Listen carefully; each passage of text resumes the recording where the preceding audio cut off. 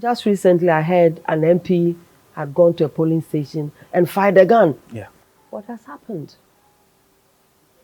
There were calls for her resignation. So if the MPs have guns already, what is the business of the country now to ascribe gun-holding security people to them? Do you think the president should have perhaps compelled her to resign? I don't know what the president should have done. All I'm saying is... What would have been your advice to John Dramani Mahama if such a situation had happened? I don't think I would even have had to advise him. He'd have taken action immediately. What action would that have been? What do you think it would have been? That you've done well. He should have commended her. That, oh, you've done very well by going to wield the gun. So actually, what are you, deputy minister? I'll make you minister. Do you think, is that what he'd have done? Of course, he could have reprimanded. From your own experience of him. Do you think you'd have waited for somebody to come and advise him? At very least, you'd have found out what happened. At very least. And I'm sure you'd have taken the appropriate action. Which would have been to sack her? Depending on what he has found. But I don't think you'd have commended her. And I don't think he would have shielded her. Listen, this is not a personal thing. It's an example I'm using.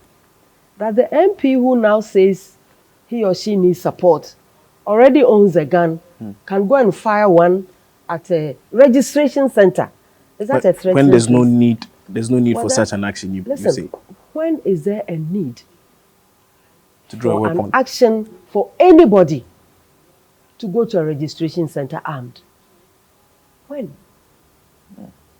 No. So it's not about when there's no need. Perhaps if your life is under threat. There'll be no need. So you're already going with a gun and you say your life is under threat. So you planned for your life to be under threat. Perhaps based on information you may have gotten or intelligence you may have picked prior to you going there. People going there.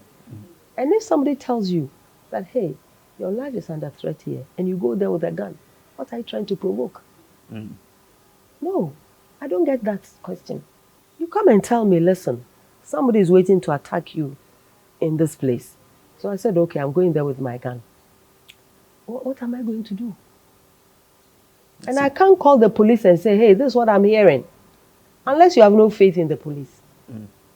So all of these make certain statements that are not helping us. That's all I'm saying.